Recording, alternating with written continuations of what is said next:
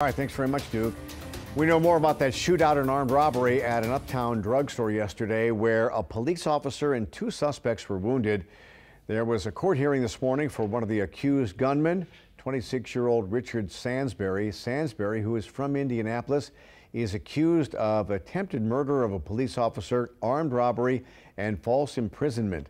According to the arrest warrant, he and another man, an 18-year-old, are accused of storming into the 24-hour CVS drugstore on Britannia early yesterday morning, tying up store employees with zip ties, and then robbing the store's safe of prescription drugs.